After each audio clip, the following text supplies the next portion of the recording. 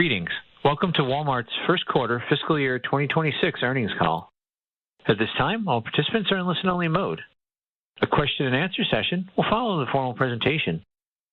If anyone should require operator assistance during the conference, please press star 0 on your telephone keypad. Please note this conference is being recorded. I'll now turn the conference over to Steph Wissink, Senior Vice President, Investor Relations. Steph, you may begin. Thank you. Welcome, everyone. We appreciate you joining us and your interest in Walmart. Joining me today from our home office in Bentonville are Walmart's CEO, Doug McMillon, and CFO, John David Rainey. Doug and John David will first share their views on the quarter, and then we'll open up the line for your questions. During the question and answer portion, we will be joined by our segment CEOs, John Furner from Walmart US, Kath McClay from Walmart International, and Chris Nicholas from Sam's Club. For additional detail on our results, including highlights by segment, please see our earnings release and accompanying presentation on our website. We will make every effort to answer as many of your questions as we can in the hour we have scheduled for this call. As a courtesy to others, please limit yourself to one question. Today's call is being recorded and management may make forward-looking statements. These statements are subject to risks and uncertainties that could cause actual results to differ materially from these statements. These risks and uncertainties include, but are not limited to, the factors identified in our filings with the SEC. Please review our press release and accompanying slide presentation for a cautionary statement regarding forward-looking statements, as well as our entire safe harbor and non-GAAP reconciliations on our website at stock.walmart.com. Doug, that concludes my intro. We're ready to begin. Good morning and thanks for joining us. I'll start today by thanking our associates. They continue to drive results for today while changing to strengthen our business for tomorrow. We have more than 475,000 associates participating in our Walmart Share Purchase Plan, and 81% of them are hourly. For all those associates that are listening, nice job, everybody. For our first quarter, we grew sales 4% and profit by 3% in constant currency. We grew international sales by 7.8%. We drove a Sam's US comp of 6.7%, excluding fuel, and a Walmart US comp of 4.5%. Those strong Q1 results were not driven by inflation. Transactions and units drove our top line. Globally, we grew Ecommerce 22%, with each segment delivering growth of at least 20%. Inventory's in good shape. So the first quarter was what we expected on the top line and better than what we expected on the bottom line. It was a good first quarter. There's a lot to like about how we're changing and where we are. We feel great about our team, our strategy, and our stores and clubs. We feel great about how we're driving e-commerce growth in a way that not only serves customers and members better, but reshapes our business model, resulting in a more profitable business with higher returns over time. Delivery speed continues to help drive our business. We'll soon reach 95% of the population in the U.S. with delivery options of 3 hours or less. For Walmart U.S., the number of deliveries in less than 3 hours grew by 91% for Q1 versus a year ago. And in China and India, we're frequently talking about delivery times that happen in minutes. We're confident in our ability to strengthen this business even as we navigate cost of goods changes. Our short and longer term opportunities are clear. The immediate challenge is obviously navigating the impact of tariffs here in the U.S. Our mindset and approach haven't changed since our investor conference last month in Dallas. I want to thank President Trump and Secretary Bessent for the progress made recently. We're hopeful that it leads to a longer-term agreement between the U.S. and China that would result in even lower tariffs. We will do our best to keep our prices as low as possible.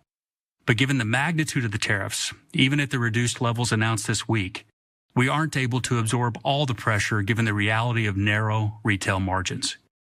In retail, managing inventory is always important. In this situation, it's even more important and even more challenging. It's helpful that we're entering the second quarter with well-managed inventory. It's helpful that we're crossing the threshold of profitability with e-commerce globally, and that we have these newer, higher-margin businesses growing like membership and advertising. It's helpful that we sell a broad assortment that includes food, consumables, and general merchandise. It's helpful that so much of our assortment is replenishable, which means we can flow it. We don't have to make a one-time call on a quantity. Instead, we can adjust a forecast and partner with our suppliers to adjust quantities over time as we navigate tariff impacts on costs. It's helpful that we have so many talented and experienced merchants and replenishment associates. Treating our suppliers well is a priority. We've worked with most of these companies for many years, and we'll be doing business together for many years to come. So we'll have that longer-term mindset as we work together through this year. It's helpful that more than 2/3 of what we sell in the U.S. is made, assembled, or grown here. In recent years, our U.S. percentage has grown. Last year, we purchased $296 billion in the United States, and we made a commitment back in 2021 to add another $350 billion in incremental U.S. volume over the following 10 years. We recently announced additional support for U.S. businesses in the form of Grow With Us, which will provide small businesses in the U.S. with the education, training, and resources they need to help them get started with us. You might be surprised to know that nearly 60% of our suppliers in the U.S. are small businesses. We'll also continue to hold our open call event in October, where we invite U.S. companies that aren't doing business with us to introduce their company and their products. That is one of the most fun days of the year for us as merchants. The merchandise that we import comes from all over the world, from dozens of countries. Other than the U.S., the other large markets are China, Mexico, Vietnam, India, and Canada. China, in particular, represents a lot of volume in certain categories like electronics and toys. All of the tariffs create cost pressure for us, but the larger tariffs on China have the biggest impact. The cost pressure from all the tariff-impacted markets started in late April, and it accelerated in May. Let me describe how we think about that and what we're doing about it. First, we want to keep our food and consumables prices as low as we can. Food prices in the U.S. have gone up in recent years, and our customers have been feeling that all along. We won't let tariff-related cost pressure on some general merchandise items put pressure on food prices. But as it relates to food, tariffs on countries like Costa Rica, Peru, and Colombia are pressuring imported items like bananas, avocados, coffee, and roses. We'll do our best to control what we can control in order to keep food prices as low as possible. An example would be controlling the amount of fresh food waste. In some cases, we're holding our retails where they are despite the tariff cost pressure. Flowers for Mother's Day at Sam's Club US is a good example. When it comes to the general merchandise categories that are impacted, we'll move production where that's possible. That isn't easy or fast, but we've been working on that for years, so it's not like we've just started to make adjustments. In some cases, we'll absorb costs within a category or department and not simply pass on a tariff cost attributable to each item individually. We'll be managing mix across items, categories, and businesses. We also have suppliers shifting materials from tariff-impacted components like aluminum to fiberglass, where there is no tariff. Our merchants, sourcing team, and suppliers are being creative. It's been impressive to watch our team identify opportunities and adjust. As we continue to diversify our profit streams through our e-commerce offering, our marketplace, and membership, and advertising, we have some room to absorb costs. We're committed to growing profit faster than sales. There isn't anything about this quarter or anything about this coming year that shakes our confidence about growing profit faster than sales over the term of our long-range plan. The strategy and business model are set up to do that. In summary, the takeaways from my remarks today are: 1, we delivered a good first quarter. 2, our strategy and omnichannel capabilities are strong. We'll keep getting better in terms of assortment, delivery speed, and we'll keep scaling our newer businesses. We'll keep driving growth, and we'll control what we can control. We continue to be confident in our ability to strengthen this business even as we navigate cost of goods changes. Our short and longer-term opportunities are clear. And 3, we're positioned to manage the cost pressure from tariffs as well or better than anyone. But even at the reduced levels, the higher tariffs will result in higher prices. The timing of the tariffs and our inventory receipts matters as you interpret our results by quarter. John David will say more about how retail accounting and timing will play out through the year.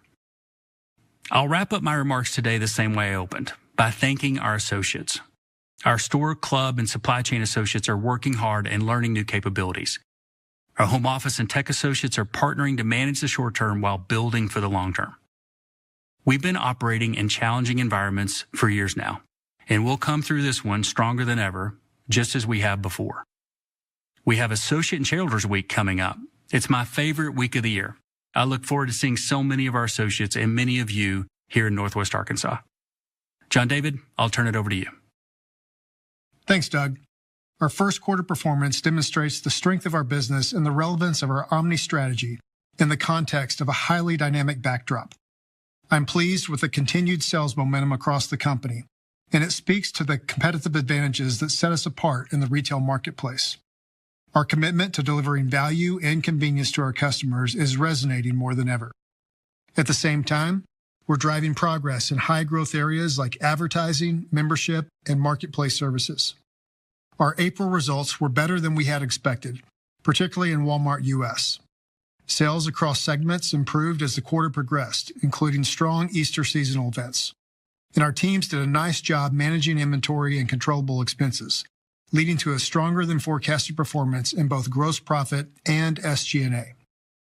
Consolidated revenue increased 4% in constant currency despite lapping last year's leap day, driven by strong growth in e-commerce of 22%.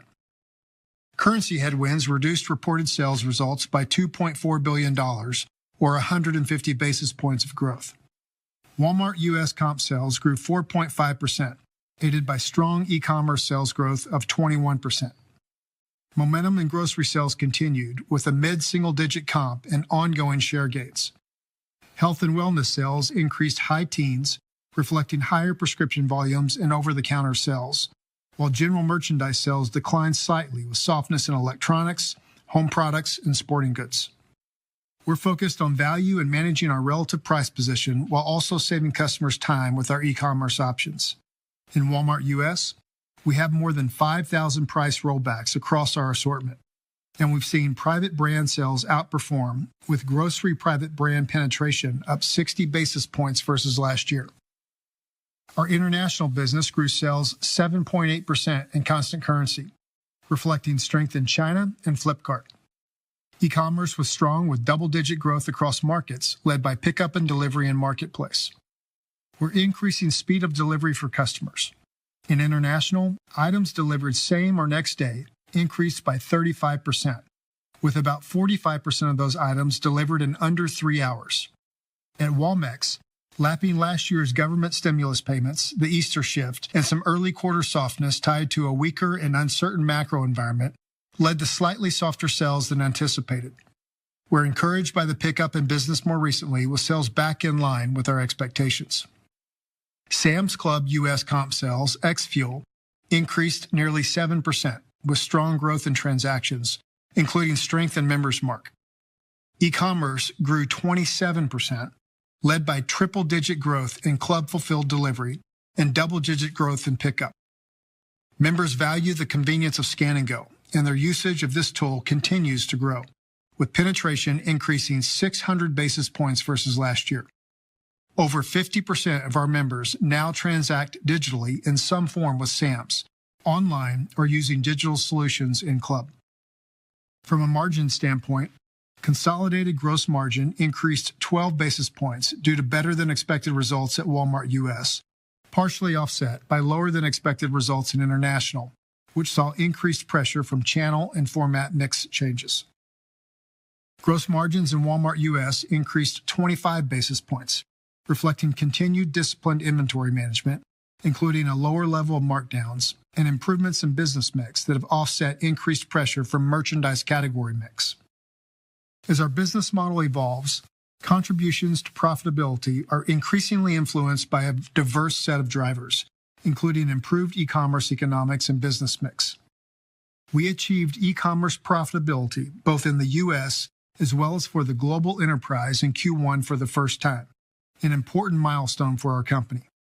In the U.S., e-commerce net delivery costs have declined as we've continued to densify our last-mile deliveries and as customers pay fees for faster delivery.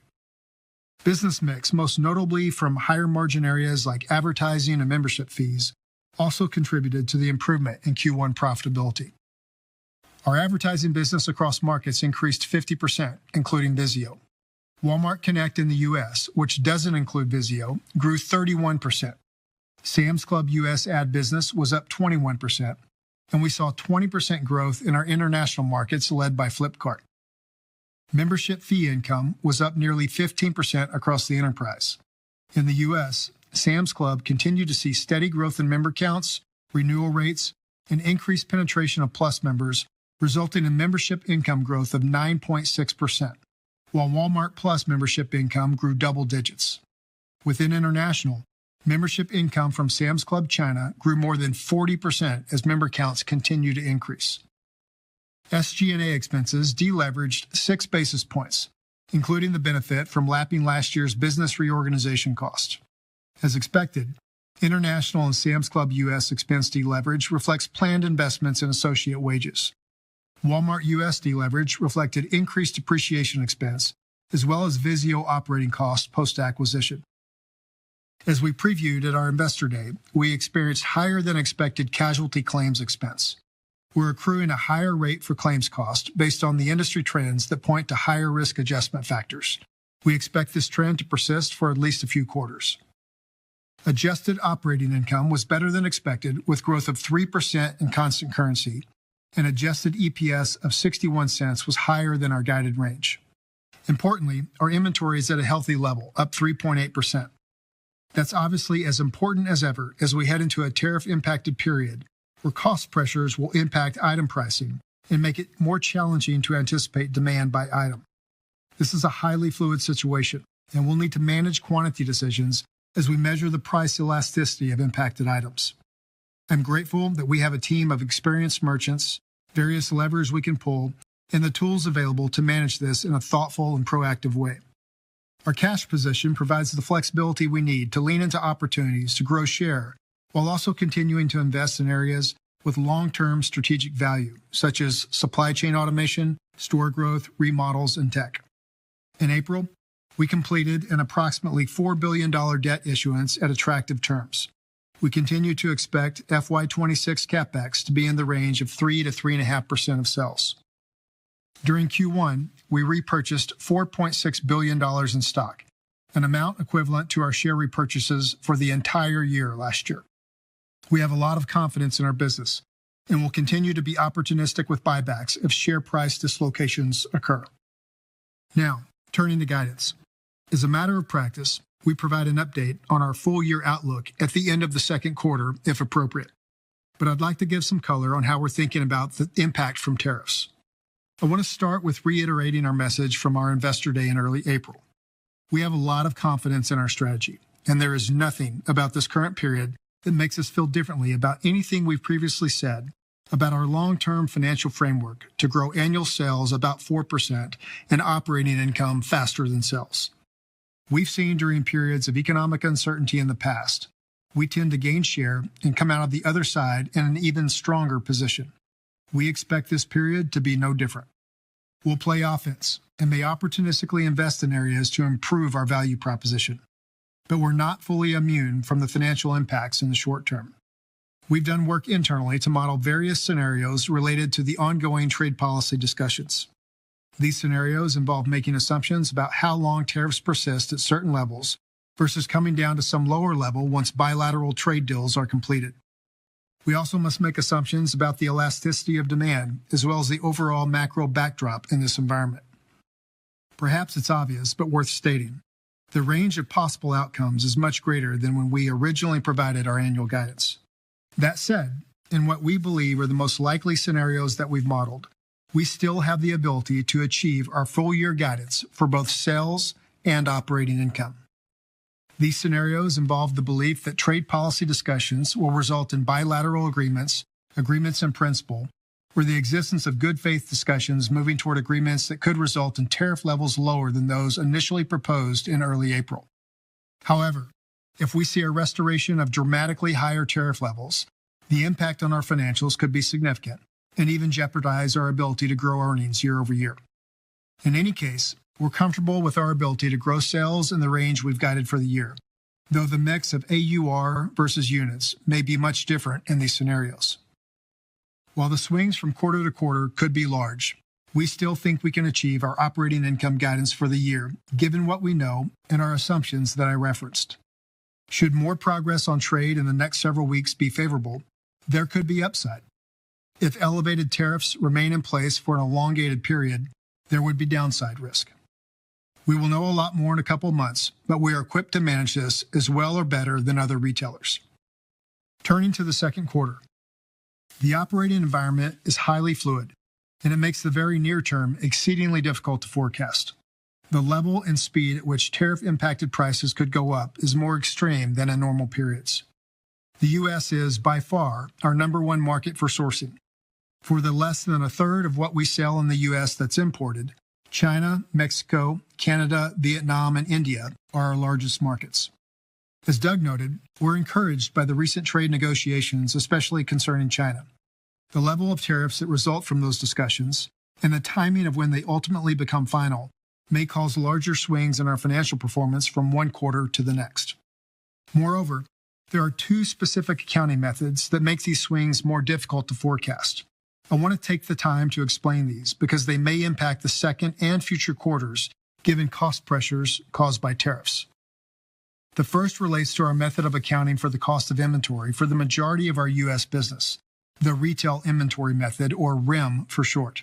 We've always used RIM in Walmart U.S. It's not new for us, and it's a common method of accounting in the retail industry. RIM accounting applies a ratio of the actual cost of the inventory to its retail price to calculate ending inventory and therefore derive cost of goods sold. As prices go up, this can result in the potential for markups on our inventory and increased merchandise margin gains relative to periods of more constant price levels. To the extent that later markdowns need to be recorded, it can have an offsetting effect. The magnitude of these swings, both positive and negative, given the level of additional costs that could be applied to the inventory that we're purchasing right now, are unprecedented in our business and could result in swings in margin and earnings by quarter. The second is the possibility of LIFO-related charges as prices go up, which we experienced in Sam's Club US during a sustained inflationary period in FY24. We currently expect that sales growth on a constant currency basis will be in the range of 3.5% to 4.5% for the second quarter, though the composition of sales through AUR versus units may be different than what we expect today. Notably, if current exchange rates were to stay where they are right now for the entire second quarter, we would expect a headwind of approximately 120 basis points to reported sales growth. For operating income, the range of outcomes for the quarter is much wider. The information related to the trade discussions taking place is changing by the week and in some cases by the day. Importantly, we also want to provide flexibility for us to play offense in this environment. And lastly, our method of accounting for inventory could have a larger impact on our earnings than in normal quarters. For these reasons, the range of outcomes for the quarter is so wide that it would be impractical to provide a range of operating income guidance that investors could credibly rely upon. I want to encourage you to think about the next couple quarters in the aggregate. We may experience larger gains related to markups in the second quarter, and some of those may be offset by markdowns in the third and fourth quarters. It is why we've underscored the importance of managing inventory well in this environment. In total, though, we believe that we can still achieve our operating income guidance for the year. In closing, as we look ahead, while operating conditions are expected to remain dynamic, our strategy is clear. Our top-line momentum is strong, and we're flexing into our advantages to protect margins as we grow. History tells us that when we lean into these times of economic uncertainty, we emerge on the other side as a stronger company. We expect this time to be no different. We appreciate your interest in our company and are now ready to take your questions. Thank you. At this time, we'll be conducting a question and answer session. If you'd like to ask a question today, please press star 1 from your telephone keypad, and a confirmation tone to indicate your line is in the question queue. You may press star 2 if you'd like to withdraw your question from the queue. For participants who are using speaker equipment, it may be necessary to pick up your handset before pressing the star keys. So we may address questions for as many participants as possible. We ask that you please limit yourself to one question. One moment, please, for our first question. First question today is from the line of Paul Lejuez with Citigroup. Please proceed with your question. Hey, thank you, guys. Thanks for all the detail on your pricing philosophy tied to tariffs. Very helpful. My question is on e-com. Big milestone for the company, achieving profitability in the e-com business. Just curious what finally got you over the hump. and where to from here in terms of where margins in that business can go relative to the rest of the business, and what do you see as the key drivers of further improvement to e-com profitability from here? Thanks. Paul, thank you for your question. This is John David. Let me start with just giving a little bit more detail on the global e-com profitability. We noted that we achieved it on an enterprise basis globally as well as for the U.S. segment. And so if you were to break that down by segment, the U.S. was profitable, Sam's was profitable, and the international was slightly unprofitable. But if you take all of those together, we had a profit for the quarter, so we're really pleased with that. There are a few things that have driven the performance, notably in the U.S., and John will talk more about this, but one is the densification of our network. And what I mean by that is we have more customers that are coming to Walmart now and taking advantage of our e-commerce offerings. We're able to spread those deliveries over multiple households. So think about the opportunity to deliver a package to 5 houses on a street versus 1 house on a street. And so as we grow, we continue to spread those costs over more volume.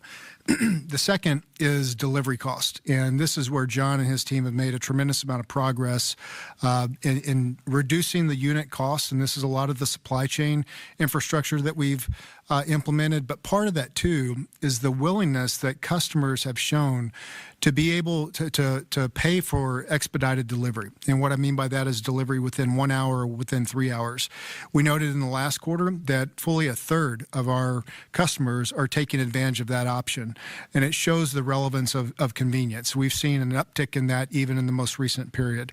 And so, John, maybe you want to add a little bit more, but to me, those are a couple things that stand out to help improve the profitability. Yeah, thanks, John David. Paul, a few things. If you look back over the last few years, I think it's a combination of investments we made for about the last decade, and those investments would include getting our applications to a single app, building new fulfillment centers, enabling stores to be part of the Omni solution. The speed of delivery has been encouraging the last year. Our sub-3-hour deliveries are up about 91% year on year. John David mentioned also the scale of the operation. It has taken a number of years, but we're pleased with the progress and the growth. We've been running 21% growth for multiple quarters in a row.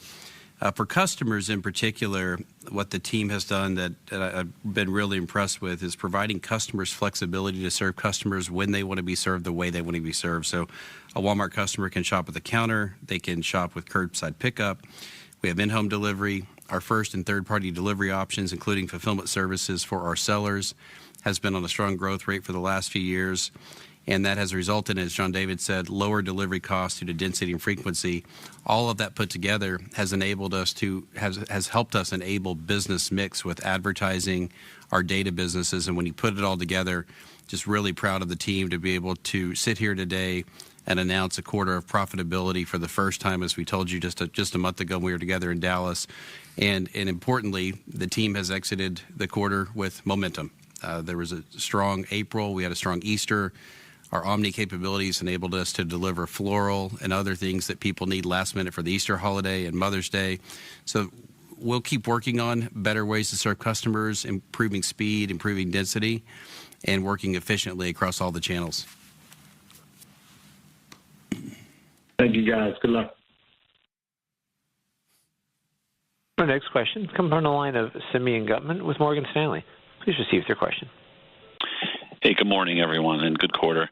So Doug and John David, you both touched on this. You built this business and financial model now that your margins could go up and invest faster for growth at the same time. I've asked you in the past about like the toggling that balance, and I kind of heard some of the prepared remarks on this. I'll push back and say, why not toggle it in favor of investments even more in this environment? We know how much, how important it is getting more gross profit dollars, especially in Gen Merch. Why not lean into there? And you said it yourselves, Walmart should be better positioned than most to navigate this environment. Thanks. Yeah, thanks, Simeon. This is Doug. I'll go first, and then John David can comment.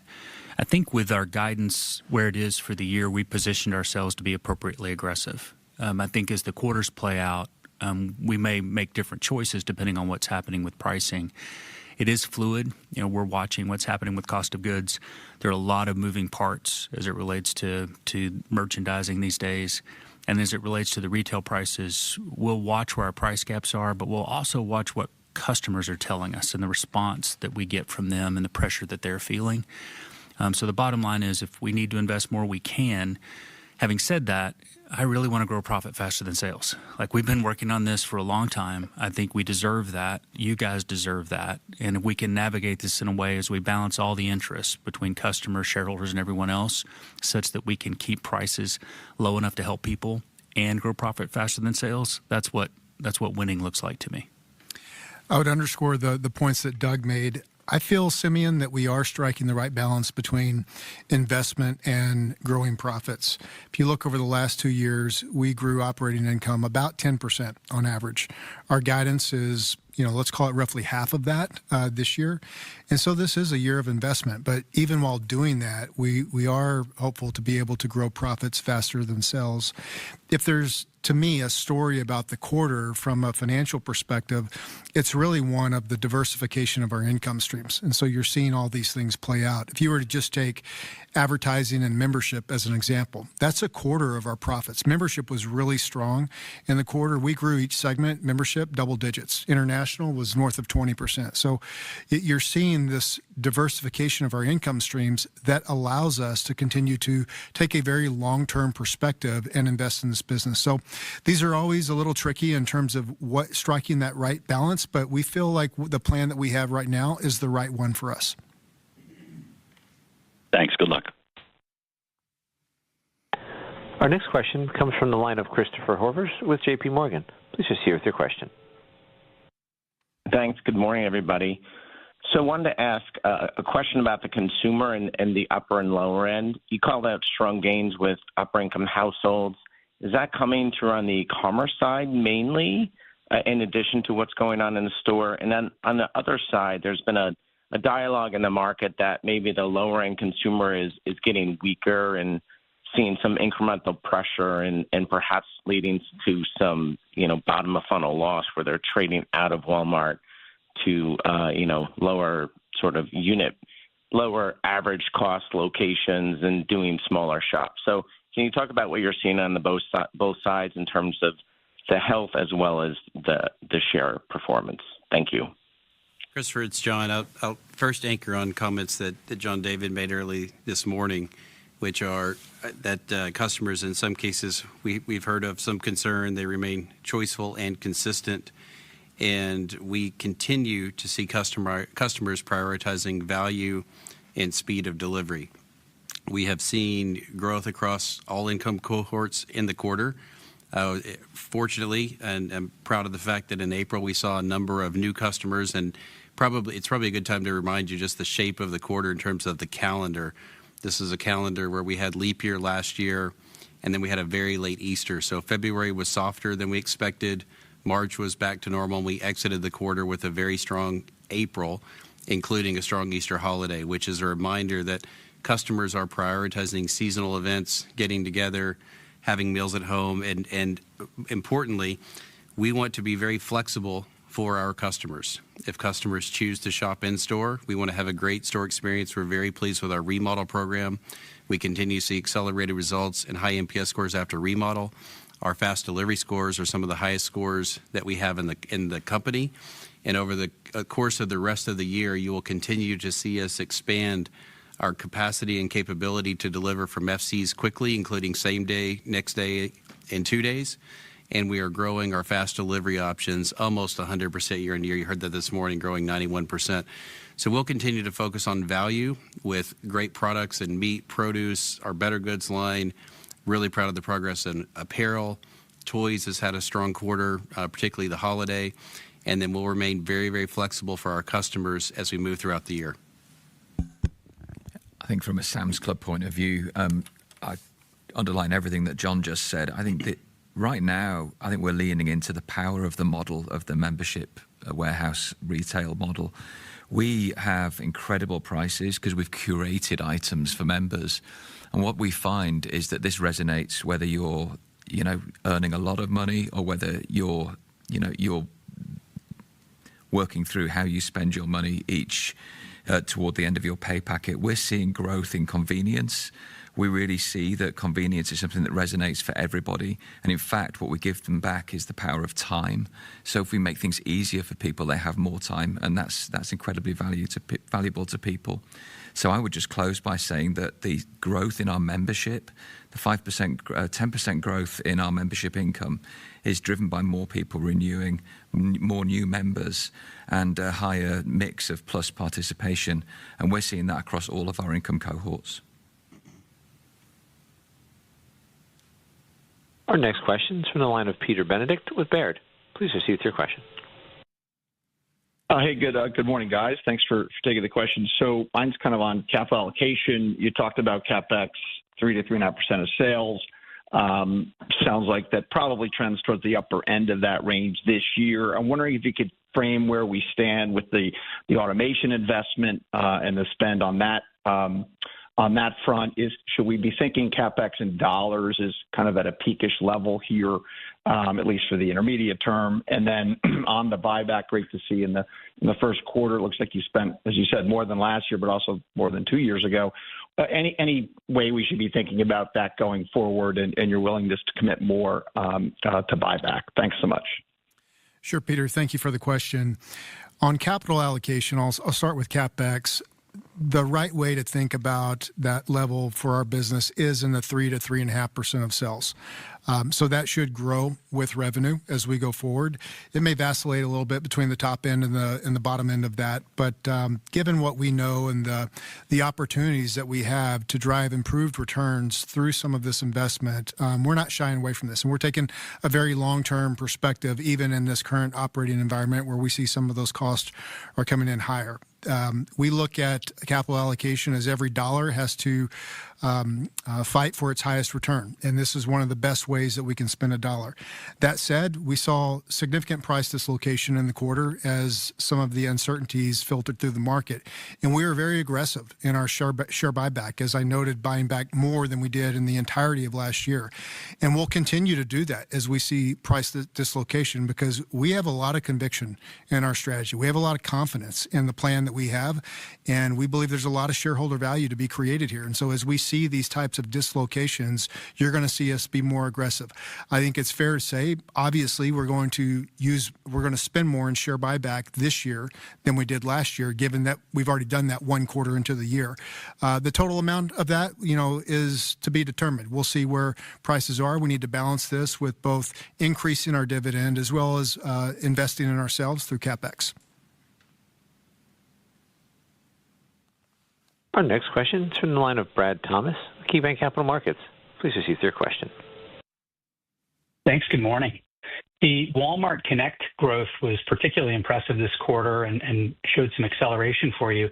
I was wondering if you could comment a bit more on the strength in advertising and any incremental learnings you've had so far as you continue to integrate Vizio. Thanks. Hey, Brad, it's John. We had a good quarter with Walmart Connect, as you mentioned, up 31% year on year, and also a strong quarter around the world in the other advertising businesses that we operate. We're in the initial stages of integrating Vizio. I'm excited about the plans we have for Vizio the rest of the year. It's a great operating system, very frictionless, easy to sign up, and we're looking forward to the contributions of the Vizio team going forward. In terms of the core advertising business, we've had strength with the growth of advertising with our marketplace sellers. Our GMV and marketplace has been very consistent in the mid to high 20s. Last quarter was in the mid 20s as well.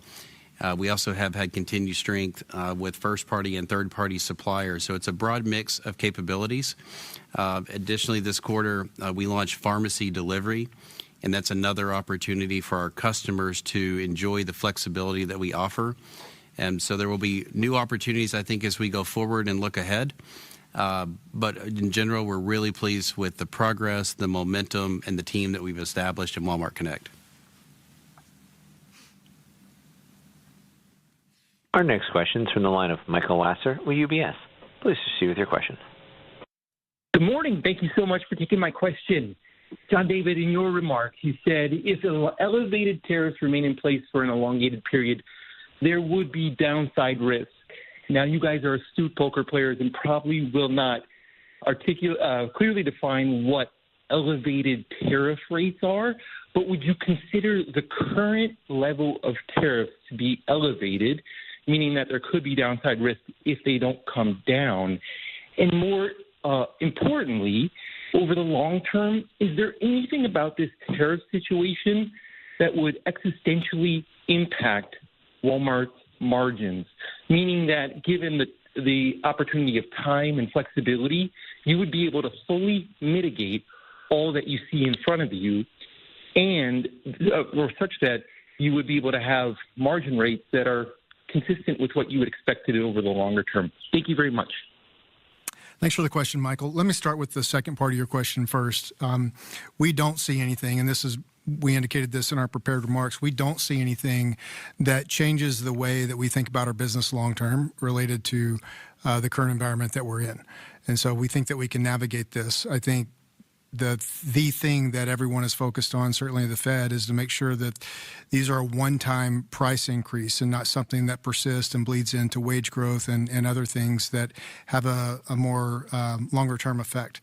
In terms of the first part of your question, what I was referring to were the level of tariffs that were announced at the beginning of April. Keep in mind, a week ago, we were at 145% tariffs in China. And certainly, as well as anyone, the preparation that goes into this day for us. And so when we started the preparation around earnings, that's the construct that we were working under. And 145 tariff environment and tariffs at a level that are, approaching 50% for other countries is not a good outcome for retailers. It's not a good outcome for the economy. We're very pleased and appreciative of the progress that's been made by the administration to bring tariffs down to this level. And the guidance that we gave today, the affirmation of our full year guidance, is with tariffs at this level. But let me emphasize, we still think that's too high. There are certain items, certain categories of merchandise that we're dependent upon to import from other countries. And prices of those things are likely going to go up, and that's not good for consumers. The next question is from the line of Edward Kelly with Wells Fargo. Please proceed with your question. Hi, good morning, everyone. I wanted to follow up on another tariff question and inventory planning. And as you stated, it's a difficult backdrop for planning inventory. Tariffs, obviously a moving target, I think uncertainty around elasticities. So against that backdrop, how are you thinking about the planning of the inventory? Do you stay lean, hoping that tariffs come down? Do you get aggressive because we're on a 90-day pause? And bigger picture question that I have related to this is, can you avoid the risk of another 22 scenario, given the dynamic backdrop? Do you think that that's a risk for retail? Thank you. Yeah, thanks for the question, Edward. This is Doug, and you guys can chime in if you want to. I think the way to start is to remind you, as I said in my prepared remarks, that we have a lot of replenishable items at Walmart. It's such a strength to be operating off the side counters rather than some sort of high-low marketing-driven model where we're focused on features in the Action Alley and the end caps, for example. So on replenishable goods, we have the opportunity to partner with our suppliers to see what happens with sales as costs and then eventually retails adjust, and then manage that through the weeks and months ahead. So that's a great position to be in, and our merchants and our replenishment team are really good at that, and they're managing that on a daily basis. As tariff numbers have changed, they've done a great job of pivoting, recalculating quantities, and thinking through it again. Where it can get more challenging is we make decisions related to things like Halloween and Christmas farther out. And how do you make a quantity call, and what tariff number do you use? And the best answer we can give you is we've got a sales plan. We're operating against that sales plan. Some of the quantities will be adjusted based on what we think the tariffs are going to be. We've made some tariff assumptions, and then we'll partner with our suppliers to flow that. And if we need to chase goods, chase some goods. And the bottom line is, we want to avoid what happened back in 2022. And by paying close attention to our unit decisions, that's how we'll do it. Our next question comes from the line of Kate McShane with Goldman Sachs. Please proceed with your question. Hi, good morning. Thanks for taking our question. We wondered if you could talk about how the tariff situation is impacting your sellers on Marketplace, both from an inventory standpoint and how you think about the contribution to advertising as a result of this more difficult environment. Hi, Kate, it's John. In terms of overall inventory management, Walmart, along with our capability to serve sellers, we've built a number of tools in the last 3 years that are particularly helpful.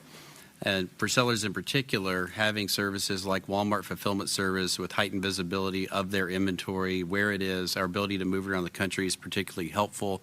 As we sit here today, the ports are flowing, inventory is moving, so we don't have any concerns at this point about port backups in the United States, so our inventory is flowing through.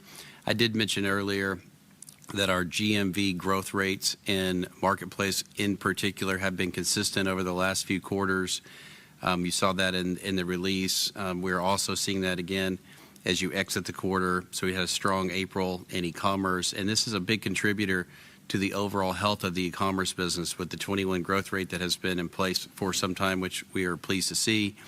And then finally, adding together our stores, our first-party e-commerce business, our new automated fulfillment centers, distribution capabilities, our third-party business and fulfillment services, that has enabled us to have this ad business and data business, which has helped us mix out to achieve our first quarter of profitability in the United States. The next question is from the line of Scott Ciccarelli with Truist Securities. Please proceed with your question. Good morning, everyone. I know you talked about 50% growth in advertising and 15% in membership. So can you help reconcile those figures against what looks like just under 4% growth in the membership and other line in the P&L, just so we can better understand the components there? And then secondly, now that e-com has turned positive, can you provide any color on the magnitude of losses you had incurred over the last, call it, year or two, just so we can better understand the size of the profit improvement? Thanks. Sure, I'll take the question. First on advertising, really pleased with the growth that we've seen there. It was inflated this period because we've got Vizio in there versus comparing it against a period that we don't. But our overall advertising on an apples-to-apples basis was 27%, so we feel really good about that. On membership, we felt really good about the progress there. As I noted, we had international that grew north of 20%. Both Sam's and U.S. grew double digits. The line that we have in our P&L includes other. It says membership and other, and that includes things like sustainability income. So think about recycling revenue, things like that. And that's probably a larger figure than what some people expect. And so that's the reconciliation to, I think, the 4% number that you quoted there. But overall membership is actually, it's really one of the shining points of the quarter. We're doing really well there. On e-com losses, I don't think I want to get into the magnitude of some of the losses that we've had historically. We've consistently, though, for years seen improvements there. If you'd have to go back several years to see the depth of sort of where losses topped out, but John and his team, and it's really all segments. So if you look at what Flipkart's doing in India, look at what Sam's has been doing, we've continued to see contribution profit be positive. And with the digital platform, as you grow that at a positive contribution profit, you ultimately get to overall profitability, which is where we are today. So, this is kind of a milestone moment for us as a company. Hopefully we don't talk about it every single quarter, but I think it's notable this quarter that we've reached this milestone and we've achieved this level of profit, and we're looking forward to continuing to have that grow into the future. The next question is from the line of Robbie Ohmes with Bank of America. Please proceed with your question. Hey, good morning. Thanks for taking my question. I was wondering if you guys could give a little more detail on general merchandise. You guys had deflation in general merchandise in the first quarter. Can you help us think about deflation versus inflation and tariffs, for the outlook here for the next 3 quarters? And also, are there pretty significant differences between mix of general merchandise or changing in mix of general merchandise for in-store versus what you guys are doing in e-commerce? Robbie, thanks for the question. I'll start, and some of the others may want to jump in. General merchandise has been deflationary for over a year right now, and we've seen the impact of that. And think of it as deflationary in low single digits in the quarter. Importantly, though, we grew units in the quarter, so we continue to see progress there. But the consumer is pressured. We've seen for a couple years now a shift in the baskets away from general merchandise to those items that are more necessities versus discretionary. So people are spending more on food. So we'll continue to monitor that going forward. But the team in particular has made really good progress on the assortment that we have, and really advancing general merchandise there. John, you want to? Sure. Robbie, good morning. We did see strong growth in categories like toys, kids apparel, and our baby categories and others across the business. We do have stronger growth rates in e-commerce. In the total, you can see that as well with 21% growth rates, which would reflect really a strong mix across categories. And as we look at where we ended the quarter, we were softer in February. Just a reminder, we had really tough weather. It was lapping leap year. We had snow across the country, including the Southeast and on beaches across the Southeast. So we had unusual weather in February. Mentioned this earlier. March felt like more of a normalized month, closer to what we expected, given the flip in leap year and a much later Easter. And then as we got to Easter holiday, the units strengthened pretty significantly. And we reported this morning that we were slightly negative in general merchandise with deflation. But was really encouraged by the results that we had from the Easter holiday until the end of the quarter. Yeah, and in Sam's Club, we hit our fourth positive quarter of GM sales back to back in a deflated environment. So units are the driver of that performance.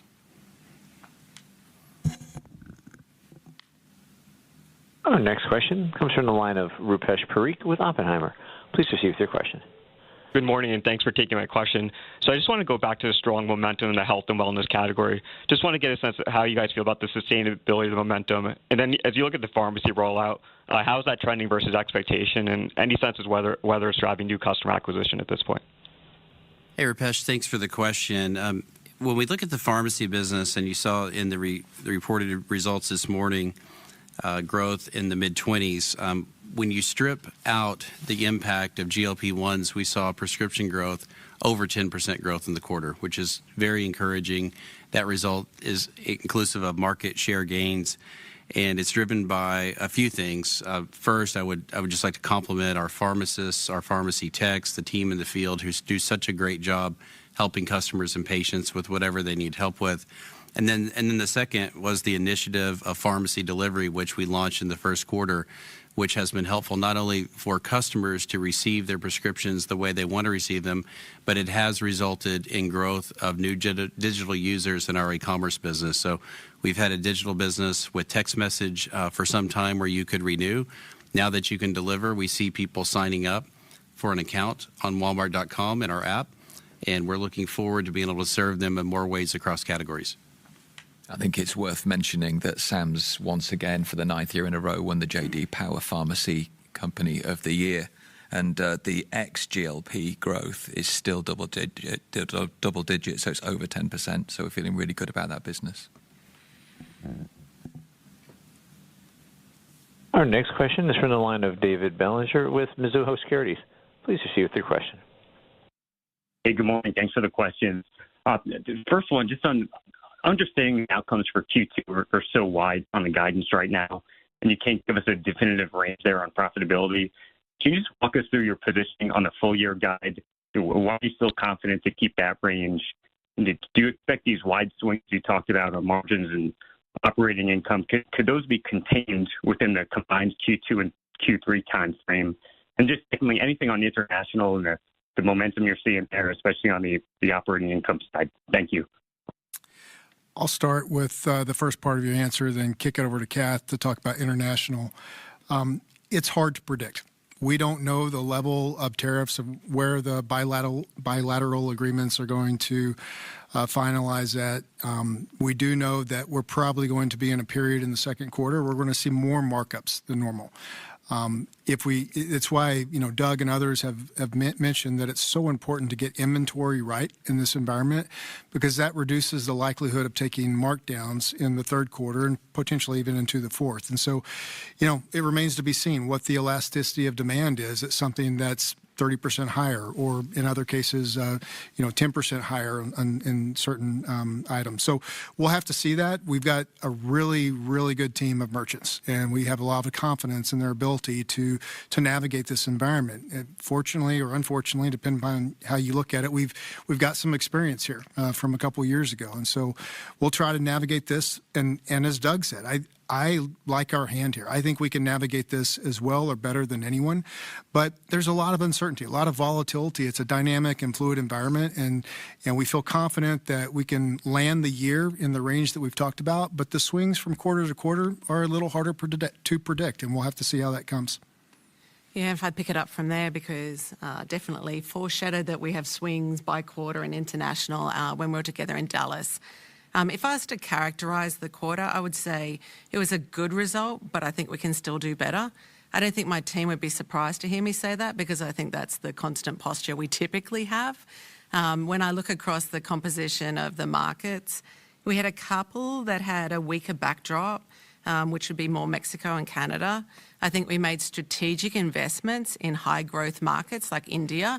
You heard Kalyan, our CEO at Flipkart, talk about that when we were together at ICM. Then I think we also had some choppy calendar results, leap year, Easter, etc. So when I step back and kind of look at the overall result, I think we're in high growth markets. We've got really strong businesses, and we're in a leading omnichannel position in those markets. And so I think, holistically, still feel really good about leading the enterprise from a growth perspective and growing profit faster than sales across the full year. This is Doug. It's probably worth just repeating one more time the point about retail accounting as it relates to the timing between Q2, Q3, Q4. In Q2, if we have a markup, we take it on all the inventory we have on hand, even if we don't sell it in that quarter, and even if we don't ultimately sell it at that price. So you could get a situation where Q2 earnings look unusually high and the range of outcomes is wider, which is why we're not providing guidance for the quarter. Then think about Q3 and Q4. Can you sell it at the price that you marked it up to? Yes or no? What do the resulting margins look like? How do you manage markdowns? How do you manage inventory effectively through the Q3 and Q4 period? And there may be more markups in Q3 and Q4. We don't know right now because this environment is so fluid. I hope that helps everybody. I want to make sure that you all understand this is an accounting issue, a timing issue, but it ultimately boils down to how well do we forecast sales, manage inventory, and make quantity decisions. Our next question is from the line of Greg Mellich with Evercore ISI. Please proceed with your question. Hi, thanks for all the detail on the tariffs. And I guess, Doug, I almost want to follow up on that last point. Given where we are today with the tariff rate, the 30% incremental China and then the 10% seems to be the baseline, what's the time lag that you would expect to see that show up on the shelf? Is it 3 months, 6 months is when the peak effect would be? And there's another question there. What's the sort of magnitude? Are we talking 50 or 100 bips if it had to pass through at current rates? Yeah, Greg, it happens gradually. And as we mentioned earlier, we started to see increases happen in April and through May. We've been really focused on back-to-school receipts. When you have an imported item, you pay the tariff at the time it comes through customs, and so the cost is higher. Even if the tariff rate comes down later, the cost has been elevated. So I wouldn't think of this as a moment in time necessarily, except when you think about seasonal things like back to school. So I think it'll feel more gradual. And as we've been saying to everyone, the first thing that goes through my mind is food inflation. We've been through a number of years here where prices have gone up on food, and our customers have felt that, and they don't want any more food inflation. And so what we hope happens is that there are changes from a policy point of view that help us get prices back, ex tariffs on bananas and things that we don't grow here. So food inflation is very much on our mind. And as it relates to GM, it'll vary by category. Which country is it? If it's from China, obviously it'll have a higher amount. And this reset of costs will play out through the year. We'll have seasonal items that'll be higher than they would have been otherwise. So I think what we're looking at is upward pressure that began in April and plays through the entire year on things that are imported. And again, we've been working for years to try and make sure that we've got surety of supply, we're sourcing from the right places, create a more flexible supply chain, and we've made progress on that. And I think relative to others, we're well positioned. Our next question comes from the line of Christina Cattay with Deutsche Bank. Please proceed with your question. Hi, good morning, and thank you for taking my question. I wanted to ask about the evolution of Marketplace and specifically what your strategic priorities are for the current fiscal year as it relates to seller additions, where you are looking to expand the depth or breadth of the assortment. And just given the cost of tariffs, how are you thinking about general merchandise elasticity for the in-store business versus Marketplace in the back half of the year? Thank you.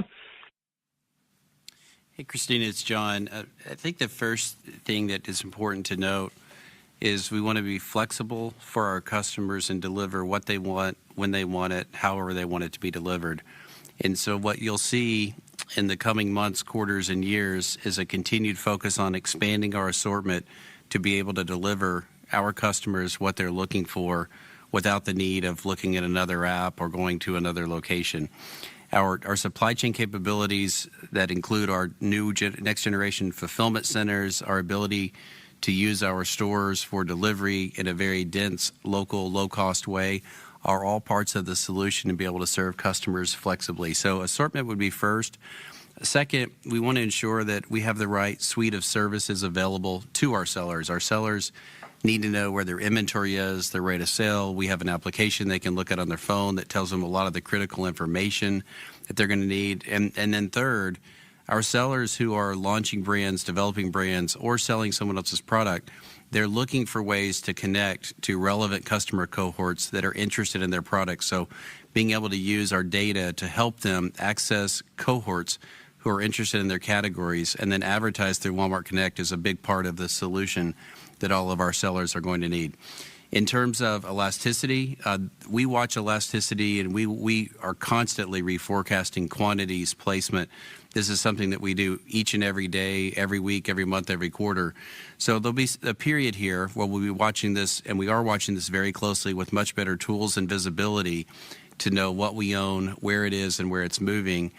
And then we'll continue to ensure that, just as we talked about earlier, the supply chains continue to flow. We're in stock for our customers in the store at the counter. We have great quality produce and fresh.